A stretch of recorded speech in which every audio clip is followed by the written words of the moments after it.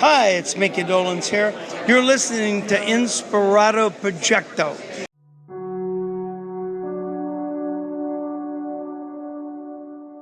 I want to remind you that I am teaching classes about self-care, the importance of self-care. Nothing says self-care like eating another sleeve of Oreo cookies, I always say.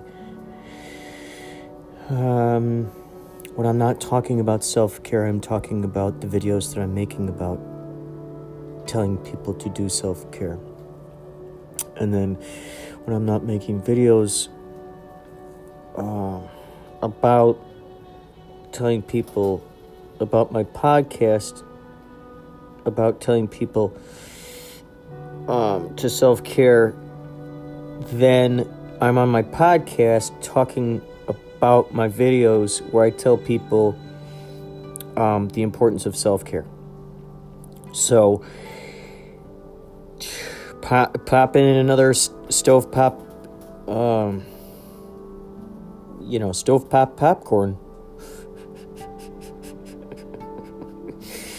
Stovepop.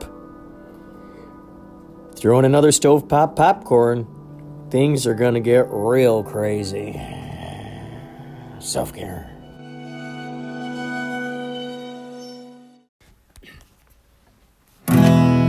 Here's your fun fact. Cliff Clavin makes a cameo in Empire. Cheers and Toy Story actor John Ratzenberger has a brief appearance in Empire Strikes Back.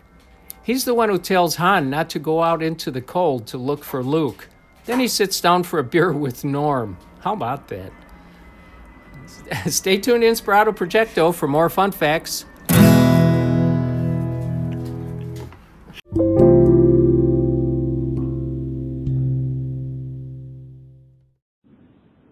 Good evening. This is Paul Pate, a.k.a. Pauly Shores from Yächtley Crëw, calling to give a shout-out to my brother, Kurt Clendenin, a.k.a. Stone Denon, a.k.a. Stony Shores, a.k.a. Weisfinger Labs, a.k.a. Inspirado Projecto. Inspirado Projecto. Saying thank you for being the soundtrack to our lives. You bring so much light and wisdom and just positivity to this world, and I'm calling to share how you personally bright up my life and light up my life and all of the colorful colors of my life. You bring so much to this world. Thank you for continuing to do your good work, sir. Encouraging you to do more, making this world seem brighter every day. Inspirado Projecto.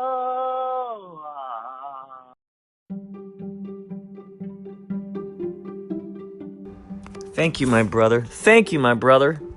Paul Pate, ladies and gentlemen. World's most explorative, adventurous, and cosmic saxophone player that you will most likely ever meet. And if you never meet him, well, check out the videos. Check out the videos of Pauly Shores, ladies and gentlemen, from Yächtley Crëw, Yacht Rock Band. You gotta do it. You owe it to yourself. You owe it to that spark within you that says, I yearn for something more. You owe it to that creative spark. Because that, after all, ladies and gentlemen, is the spark that ties and binds us to the source. That's the authenticity. That's the silver cord, as they say. That's us. That's the reminder. This is why circuses were so incredible when they were out there in the world. Circuses and carnivals, they showed people what was possible. Humans doing superhuman things. Trapeze artists, holy moly. Tightrope walkers, get out of town. The motorcycle dudes in the hamster wheel looking hamster ball things, doing that without crashing. What the hell? How do you do that? Just travel so fast without getting dizzy. How do you know what's up and what's down at that point? I mean, you got to hand it to these guys. All the acrobatics. being able to tame these wild beasts. Yes, there's a whole aspect of animal cruelty practices that are not so favorable.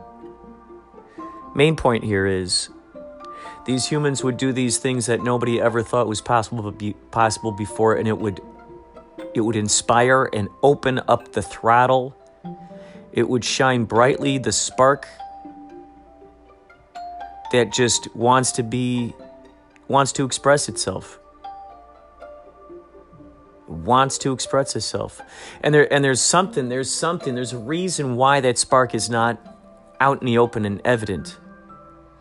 It's because someone was trained to either ignore that spark, or that spark was just, out of control, out of hand, or, calm down, please, calm down. How many of you have heard that? Calm down, jeez. And I'm not talking about calming down, like never cry wolf type situations. I'm talking about calming down with being very excited and enthused about epiphanies, revelations, dreams, synchronicities, so on and so forth. That excitement. And then someone goes, okay, calm down. Jeez, it's just a small world, Come on, it's just a coincidence. Come on, oh boy. So we heard that enough. Then, of course, growing up with the idea of competition and us versus them, that then would then, could possibly lead to resentment every time we saw that extraordinary human belief, that extraordinary superhuman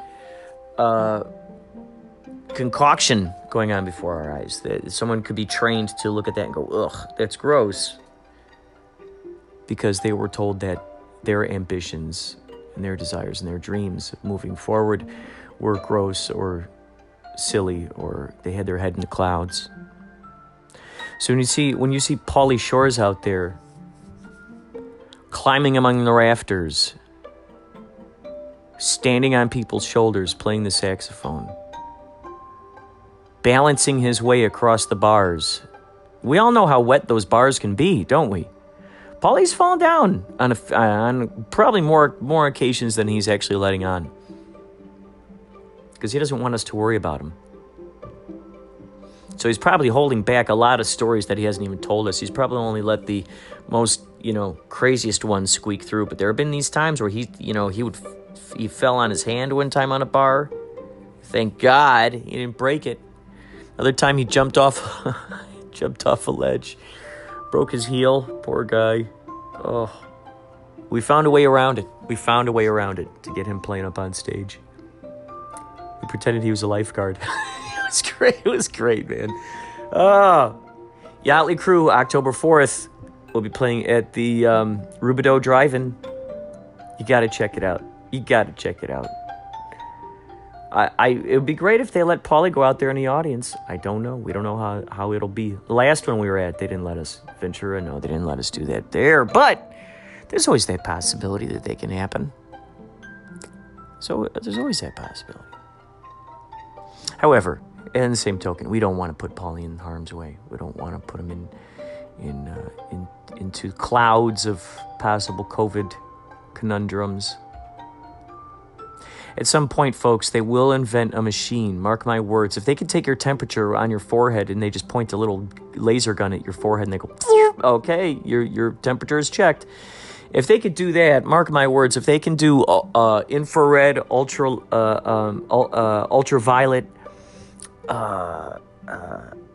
what's the other one that they use? Well, it's probably the same thing. Night vision. It's probably the same thing. If they can invent these kinds of things, certainly they're going to invent some kind of. I'm imagining like Scooby-Doo, where you could see like the scent of the whatever it is that they're smelling that smells so good, where Shaggy and Scooby kind of float through the sky into the kitchen. It's going to be one of those things where the device, you're going to go and scan the area, and it'll be able to see exactly, the clouds. It'll show the different colors and everything. Just like they got those Aura cameras. I've probably already discussed this, but that's my idea. Anyway, thank you, Pauly. Thank you for calling in. Also, stay tuned in, ladies and gentlemen. You're going to hear a very special treat. I asked Pauly to You just improvise. Just send something. Just send something in, and he did it. So you'll hear that later on in the show. Stay tuned to Inspirado Projecto.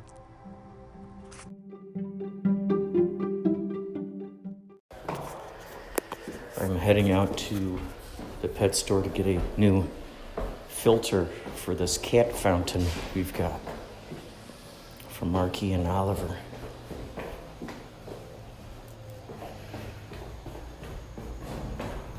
Take a trip with me as we go up to Unleashed. That's the name of this place. It's called Unleashed. It's owned by the people who make Petco. So you can't help but wonder, why didn't they just call it Unleashed? I mean, why didn't they just call it Petco? I'd love to know the motivations. So I had an extraordinary conversation with Yächtley Crëw yesterday. You can check out the latest podcast. I divided it into two different episodes. So the first episode is out. I think we talked for close to,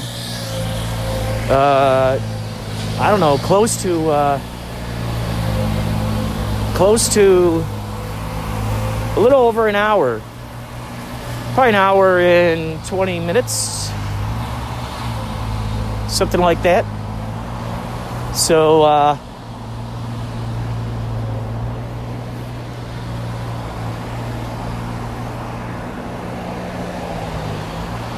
whoa, there's some big time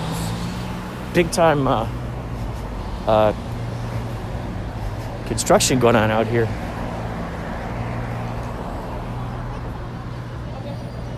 All kinds of construction. Drilling, I don't know, or like carving. They're like carving into the concrete. So Yächtley Crëw wrote, or co-wrote in Bright Axiom. He wrote Grandview Boulevard. And these are movies that you've heard on past episodes. If you've been listening to past episodes, I've interviewed Spencer McCall. He's collaborated with Yächtley on these various projects. Chris Store. If you go to Chris Store Inc., you'll come across some really interesting stuff.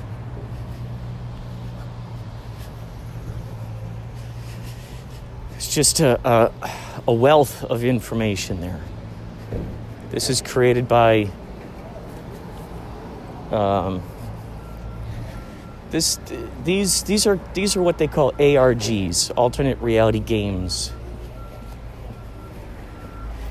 And it is designed, an ARG is designed to basically turn your life into a real life role-playing game, a choose-your-own-adventure kind of thing. And what happens is these communities of these folks come together. I didn't realize that there are these people who do so many of these alternate reality games that they're like pros at this stuff. They do reverse image things and they look up source codes. I mean, it's all kinds of stuff. It's crazy. And so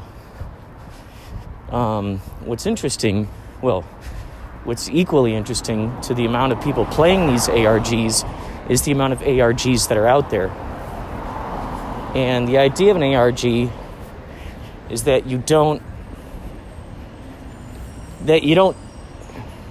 the idea of an ARG is that you don't say that it's an ARG. The idea is that the philosophy is to blend with such nonchalance. You blend the fiction with the fact. You blend the imagination with the sort of physical reality. And what makes it especially convincing is when there are actual locations you can visit. Yes, they could be physical locations out there in the world. Now, in this day and age, it's mostly online. However, during the days of the Institute, during the days of Jejun Institute, these things were out there in the world. You could go to these places. You could travel through these catacombs and find codes to unlock doors at secret locations and just so on and so forth. Literature, actual literature, physical stuff that's taped up on telephone poles and sent in the mail. And I mean, it's really quite astonishing when you see what's possible with these things.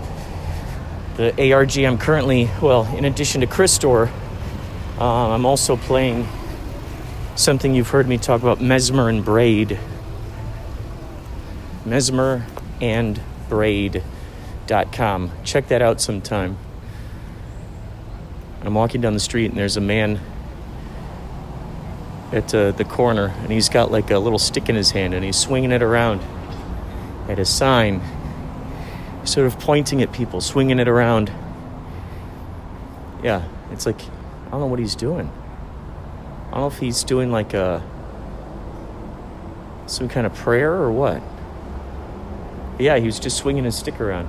All right, we're about to go into this place unleashed. Let's see if they got my cat fountain.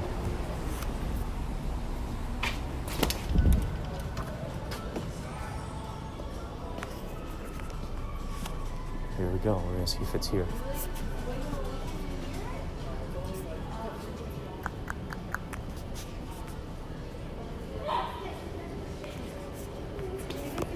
We'll talk more later. Hey, Inspirado, it's man. Are you doing any recycling of electronics like old computers, keyboards, phones, iPads, etc.? And what has it been like? I'm doing an episode on recycling electronics, and I just tried to recycle an old dish satellite today, and the guy's like, just throw it in the garbage. And I'm like, what? Isn't that against FCC regulations? I don't know. What do you think about recycling electronics? Love you, bro.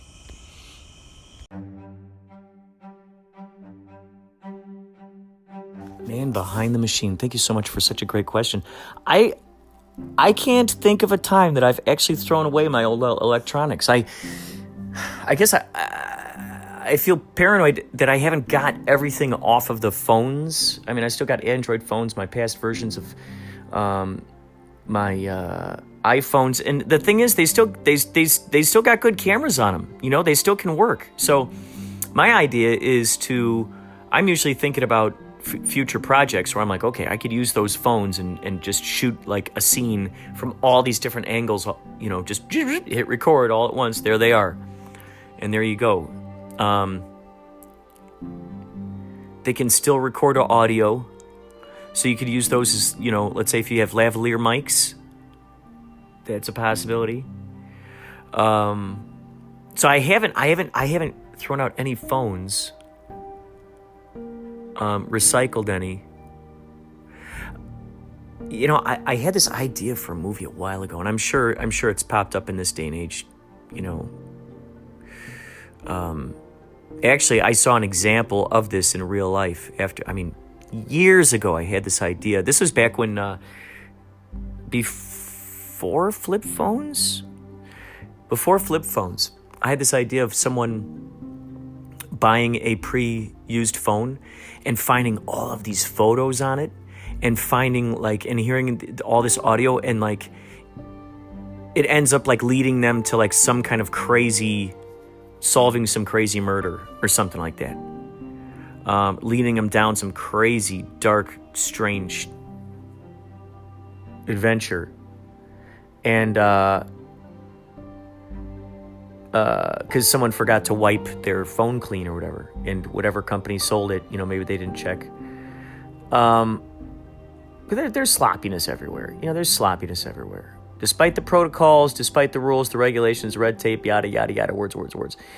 Jibber jab. There are always going to be people who, there are going to be things that slip through the cracks. People who are sloppy, people who are tired, people who, thought they did something and then they come back and they didn't do that thing. I mean, how many times, what's so interesting is like, how many times have you written an email? I know this happens to me so many times. Or written a Facebook message. I write it, and then I go to look at what I write after I type it up and I post it up there, and I'm missing words like of, the, for some reason, I'll type the word SAYS instead of SAID, and I'm like, why did I type that? Or instead of typing when, I'll just type WE or something, but it's like in your brain, you're thinking, oh, I'm putting that thing down. Anyway, I guess what happened, what's interesting is, I saw on Twitter, someone said that they had one of the Backstreet Boys' old phone, or NSYNC, or I don't know, one of the boy bands. They ended up buying this, a guy named Carter. Nick Carter? I don't even know if I'm saying it the right way. I do remember the name Carter attached. And I think Nick Carter is one of those guys. This person had bought a phone, apparently, that had previously been owned by that guy. And he found a bunch of questionable materials on there. So who knows if the guy was telling the truth? Who knows if he wasn't? So, and I'm very suspicious of the cloud too. It's so crazy. We want to keep all this data. We want to keep all this stuff. And then how often do we go back and rewatch those movies? Re-look at those photos.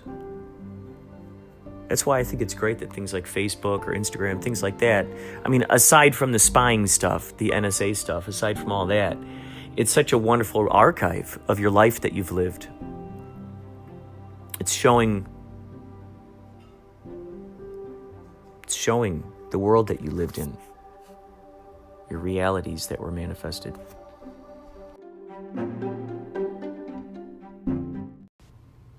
Wowzers. There's this fun app I've been playing with called Mutant. Let's see, I think it's called Mutant. Maze Tools Mutant. And it's really interesting, this app. You can make some really interesting sounds in there.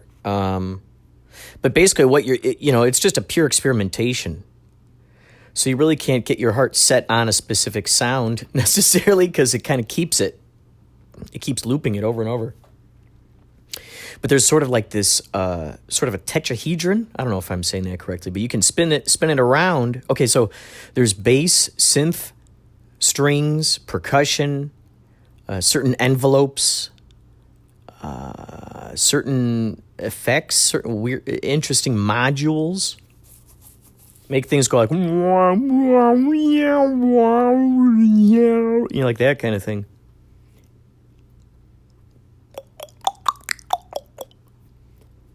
That kind of thing. And what's so crazy is, so you could pose this stuff, move your fingers around and make shapes and whatnot. You start getting these interesting sounds, and what's crazy is you can spin that. So imagine that's like in a, a multi-dimensional thing, and you can spin it to another side.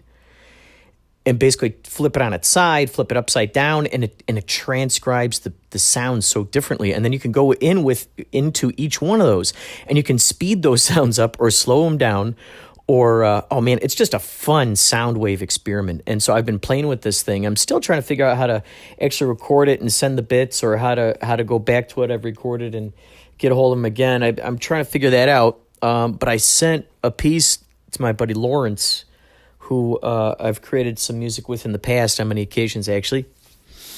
He and I have a side project called Wishing to Float, WTF. This is actually before LMFAO came out. We had this idea, Wishing to Float. And we've got a couple of songs. So I sent this over to him just to see what he thought of it, and he sent it to his buddy, and then his buddy put live drums on it, a drum track. Or at least it sounds like live drums. And then he did another version where he looped it around and played around it, and I'm just like, whoa, man, this sounds so kick-ass. Like, in this day and age, look at these kinds of collaborations that can happen. Oh, man. It's just been so much fun. Just been so much fun. Just experimenting with these various... And now Ryan McGonigal has a theme song that he's been playing with for House in the Middle of Nowhere, which is the movie that we're going to be putting together by December, I think he wants to shoot, by December. And, wow, it's so incredible, so interesting. Yeah, so he sang to me this funny idea for sort of like an 80s song.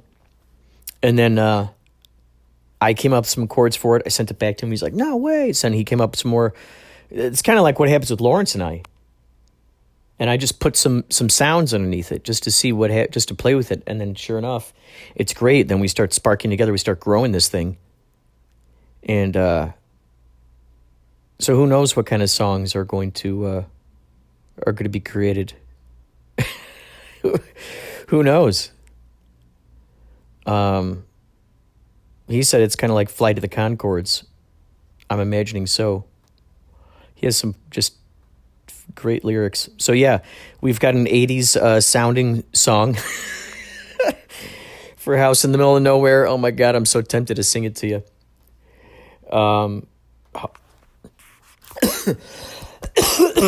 But I guess I've been tearing up my voice while singing in the style, because it's like, yeah. You know, it's like, like imagine like, I was going to say Survivor, but like almost like Bon Jovi, or like, you know, that gritty, you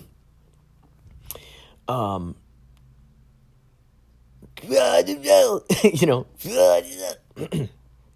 oh my gosh. I don't know how those guys stayed singing like that throughout their... Oh my gosh! It's like I scraped the top. Oh my gosh! What a strange thing, man. And to think, I guess some of these people can condition themselves to just sing like that all the time. I mean, imagine like like some of these bands, like Are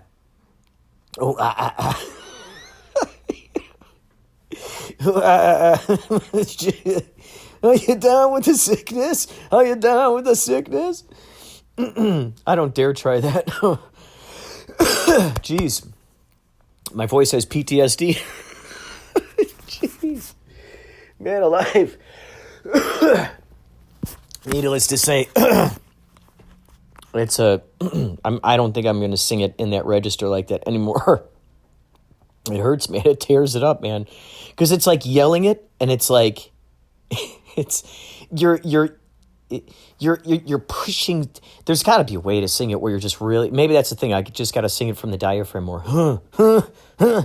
Yeah, I don't know how I could do that. Because you're like, it's, you know what I mean? It's like, maybe that's what it is. Maybe there's not much effort put into it. Let's see. Even that little bit of effort. Let's see. See, if I kind of whisper it, I kind of like. See, that's not so bad. That's easier. Then it's like then it's kind of like whispering. It's like whisper singing. Oh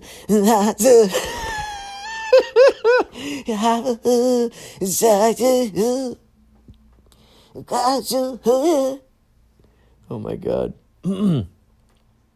Yeah, I don't suggest if you're going into a career of singing, try to find something that's just a little easier on your voice. That's just my suggestion, because it just means that you can sing that much longer.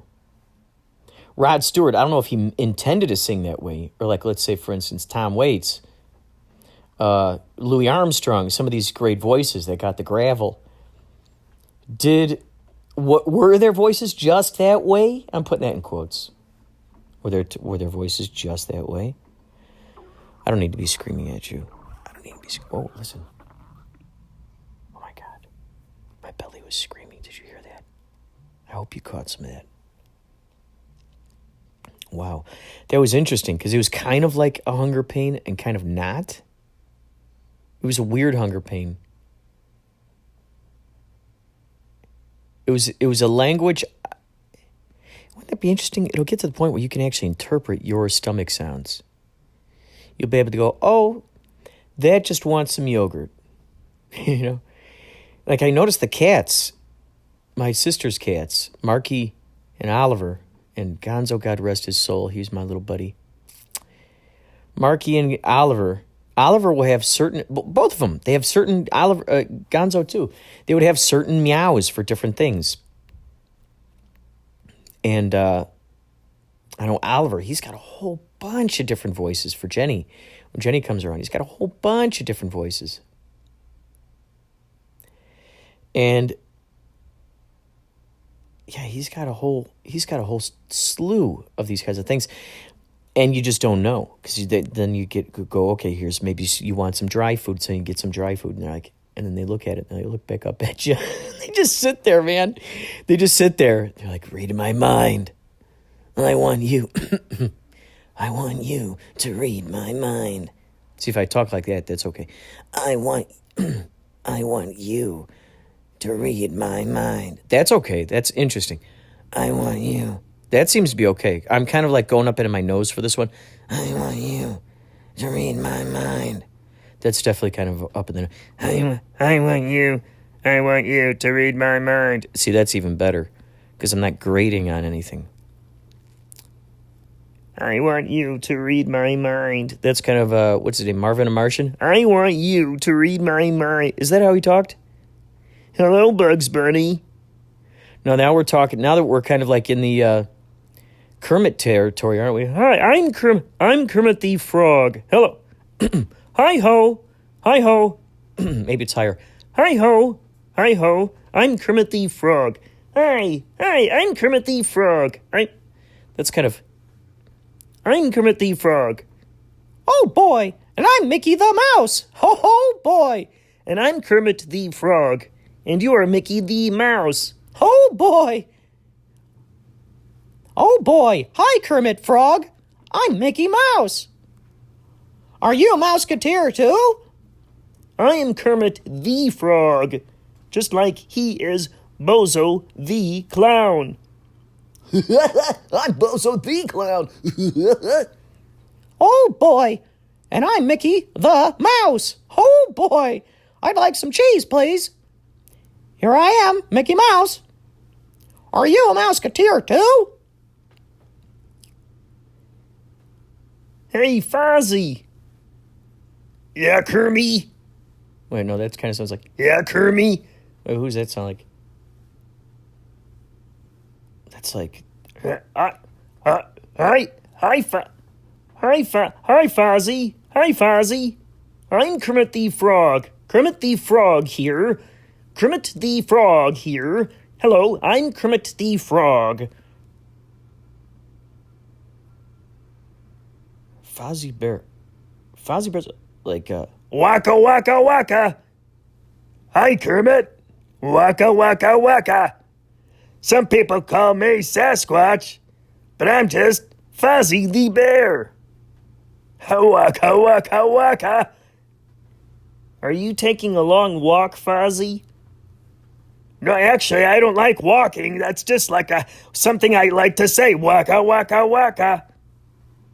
I think that sounds like an old Native American tribe, the Waka Waka Wakas, if I'm not mistaken. Hi-ho. Oh, boy. Waka Waka Waka. I'd like some cheese, please.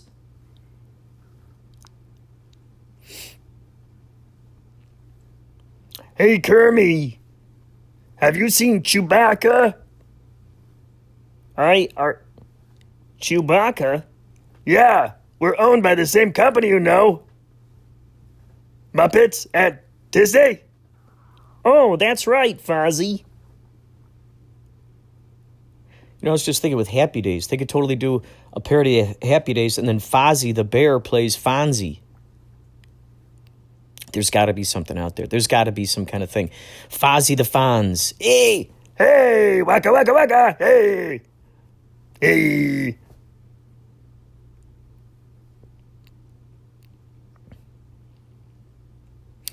You could see where Frank Oz got the voice of Yoda from Piggy. I'm sure this has been said a lot. Miss Piggy. Did you ever notice how Miss Piggy has slimmed down through the ages? But now there's a whole body positivity movement. She'll probably get plump again. She just was. Isn't that interesting? I don't think they ever talked about her weight. How cool is that? She just kind of was. She just was. Miss Piggy was. Then Cookie Monster stopped eating cookies. Maybe if it was organic vegan cookies, that should be okay. Organic, all organic. It's the epicytes. Remember, folks, it's the epicytes and the GMOs that'll get you. EPICYTE. It's the epicyte. EPICYTE.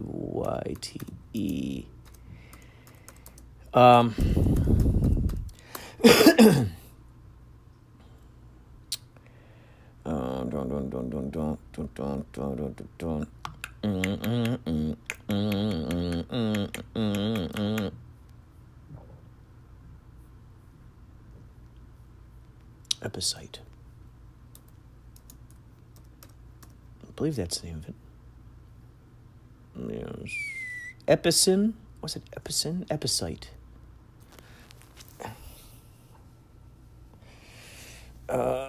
Yeah, apparently there's some funky stuff going on with the sperm cells and the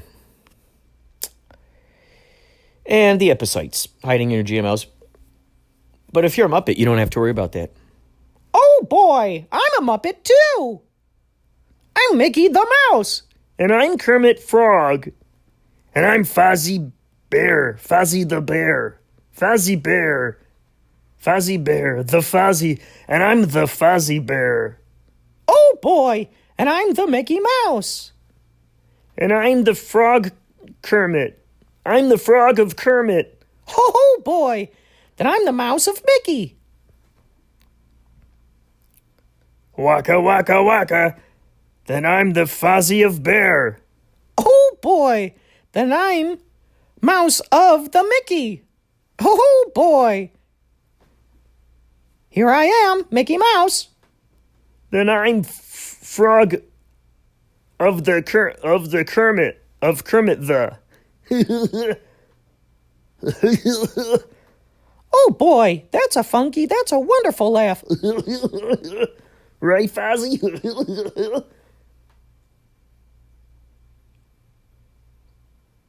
What are you guys doing over here? You guys need some house cleaning? You know, during the quarantine, I always get checked every day, at least 3 times a day. I get my quarantine test. I spit in a cup. I don't let them touch my nose. I get nosebleeds. Oh boy, it's Tony Danza. Oh boy, Tony, I'd like some cheese, please. Sure. What do you want me to do? Go out there and milk the cow? I know. I think there's a farm nearby.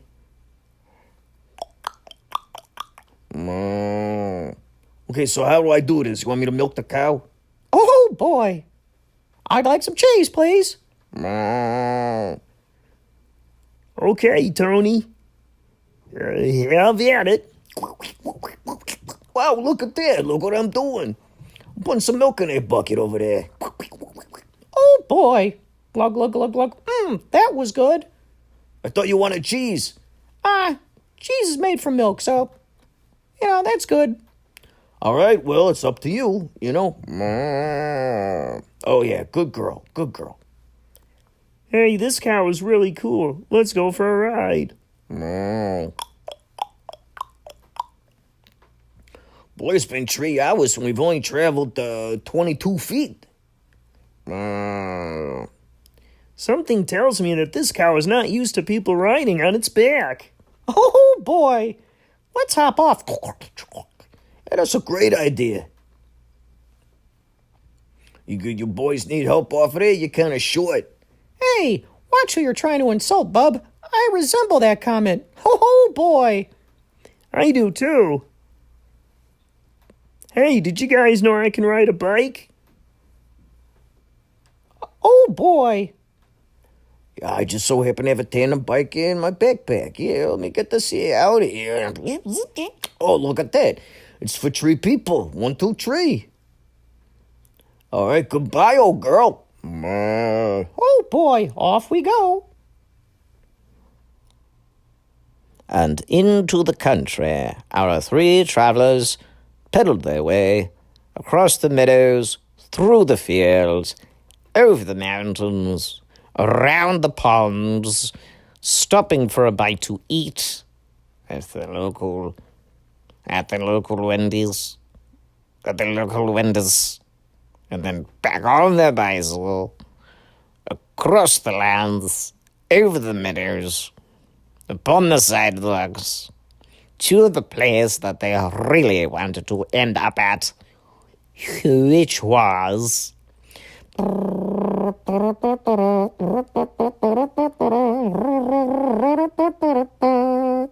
We interrupt this programming for a very important news bulletin. UFOs were sighted over the top of Mount Rushmore. Laser beams from the UFOs changed the faces of our founding forefathers into the faces of something quite different.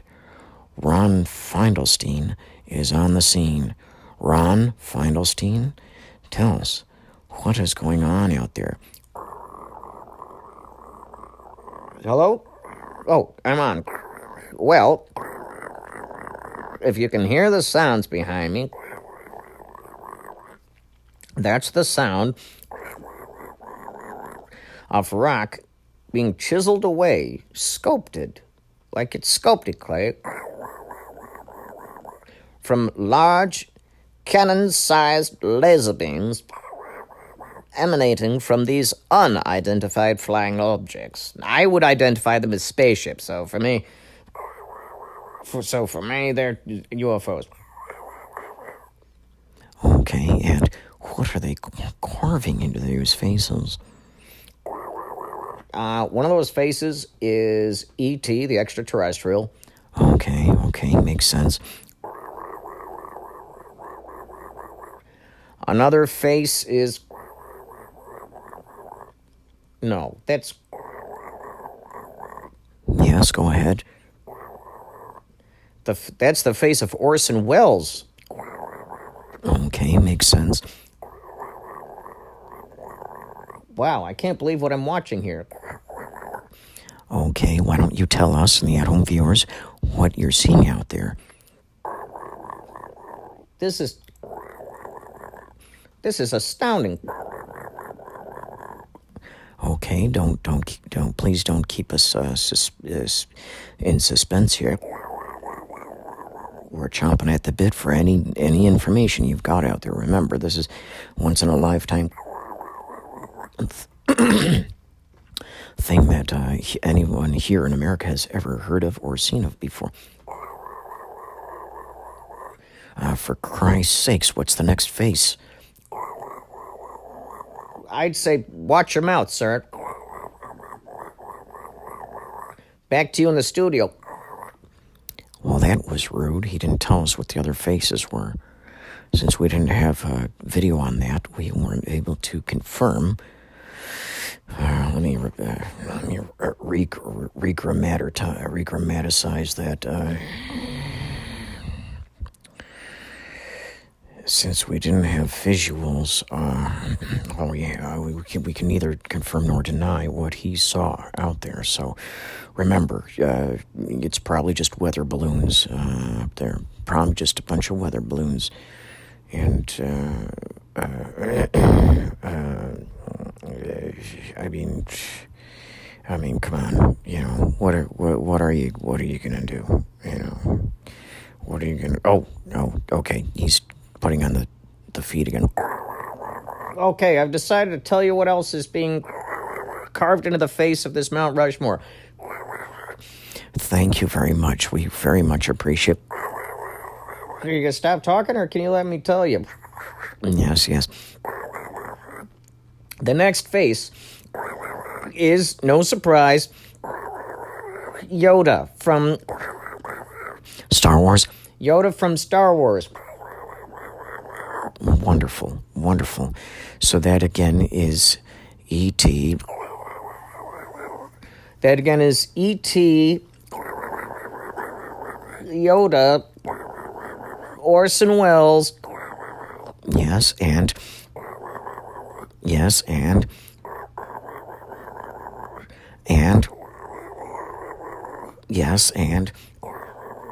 who else? Stanley Kubrick. Oh my God, Stanley Kubrick. Amazing.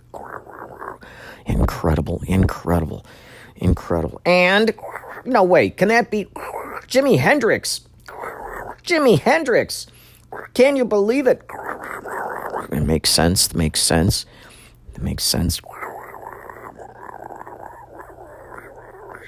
This is very curious indeed. Yes.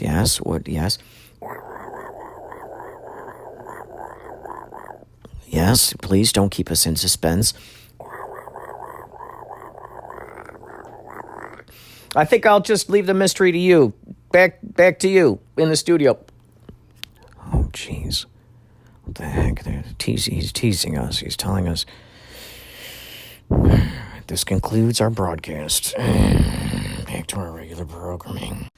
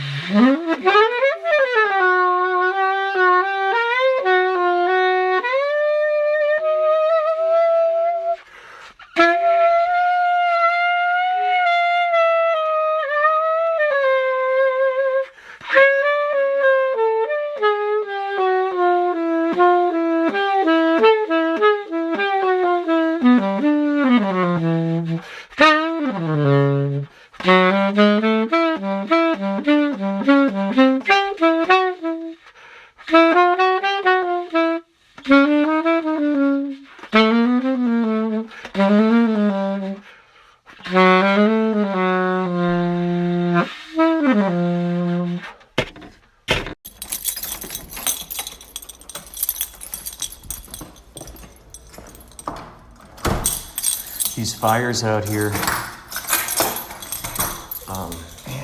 the fires seem to be everywhere. As I've been reading, these things are in Northern California. They were going all up the coast of California. And now I'm looking outside, and there's just a haze around. There's just a haze around all out there, man. Gosh, man. So, it's my first time going out into the world with the haze. Since the haze started making its guest appearance. Wow, man. It's a warm one out here. It's so interesting. I wonder, is that what happens? Because, you do see the sun up there. Poking through all the smog. Wow, man. Where are you located? Where are you all located? What town do you live in? Do you live in near California? Are you dealing with some of these similar circumstances? Does it become warmer when there's fog involved? Is that what happens? Does it trap the heat in there? When there's a bunch, not fog, smoke. I need to do some of my research. I just saw a great documentary on Gaia, the Gaia network that I believe I've talked about in the past. My friend Adele Summer, who I interviewed for Inspirado Projecto, she's the one who saw the slow-moving UFO in the sky during the daylight and has had angels whisper to her and warn her of terrible circumstances. She also used to see leprechauns and fairies when she was little. She and I are splitting a subscription to the Gaia network. They got such astounding programming on there. Stuff about astral projections. The one I was watching today was about water.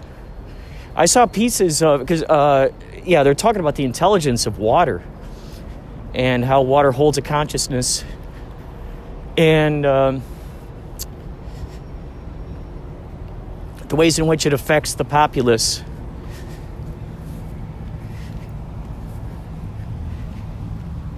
It's really quite astonishing. They had Isaru Emoto in there, which is interesting. His last name is Emoto, and he deals with the emotions that are given to the water and the ways in which it affects it.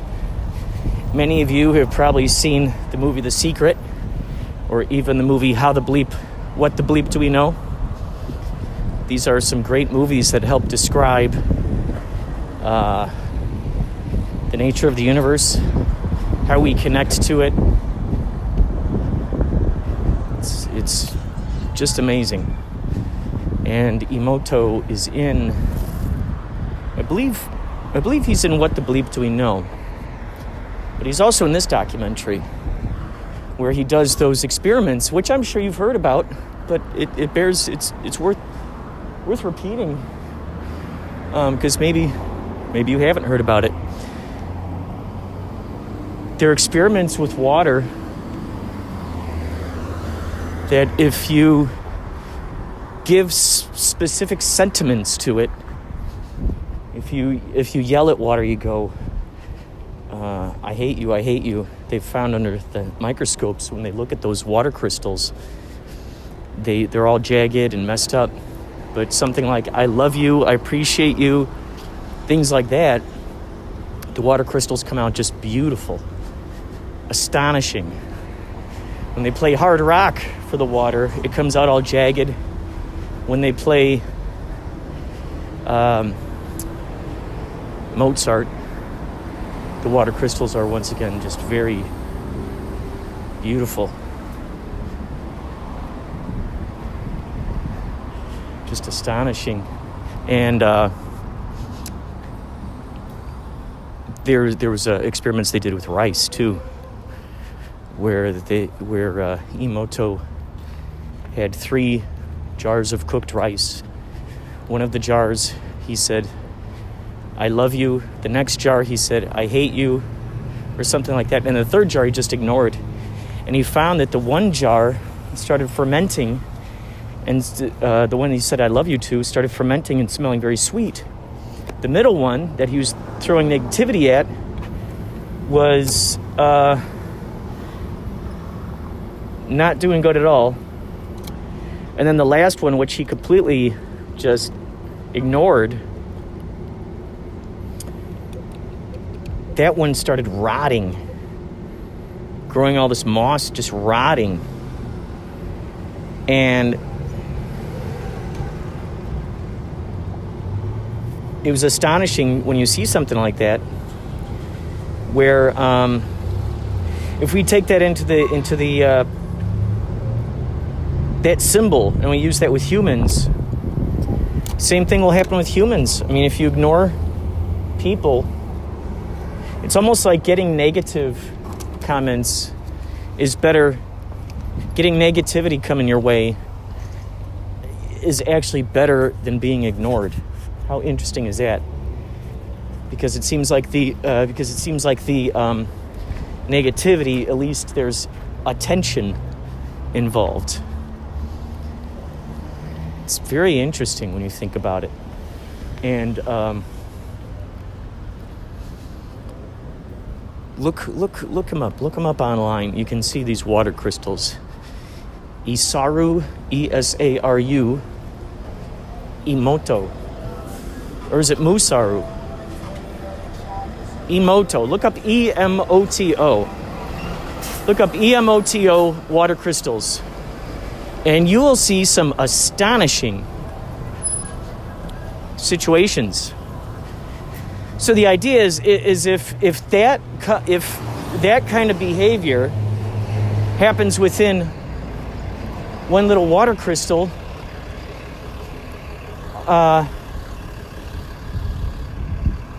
imagine what it does for a whole bunch of water molecules.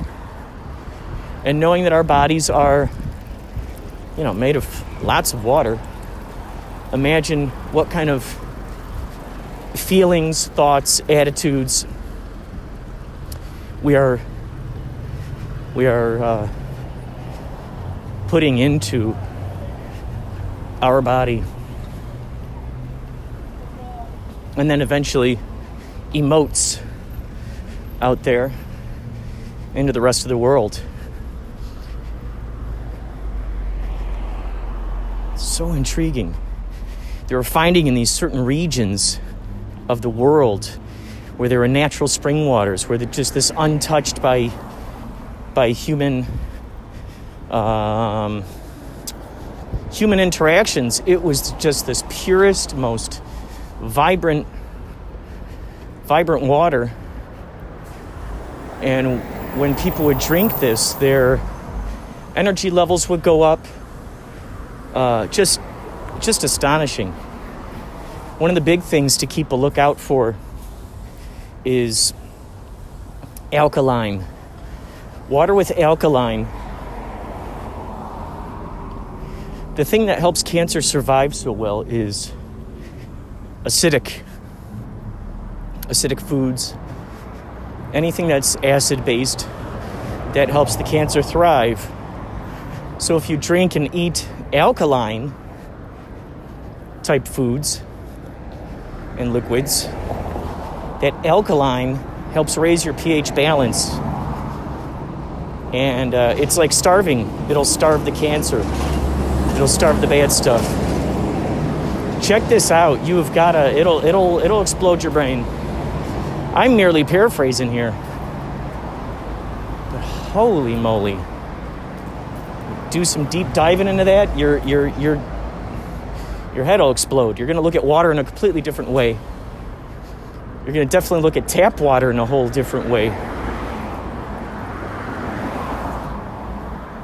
It's incredible. So, just had to plant that little seed in your brain. Wonder what would happen if you took a bath in just all alkaline water. I met a man a few years ago. I was going to work on a project my buddy Gio told me about. I was going to work on a project with a man named Mr. Park, and Mr. Park has a company called Alka Power, all alkaline. And you could see, I would go to his office with Gio, and he'd show us these videos of before and after stuff. People who had diabetes, and then after they drank the water, and then you see how all these little cells are moving along faster.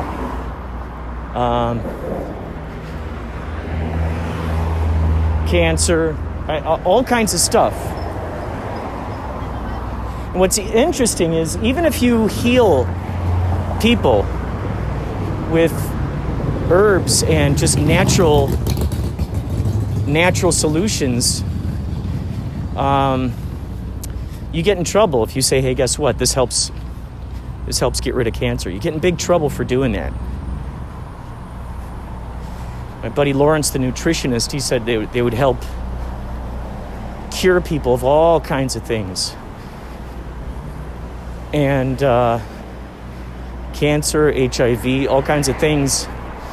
And he said that they had to word it in such a specific way when they typed it up, so they didn't get sued or they didn't get in trouble by, I don't know, the authorities that be.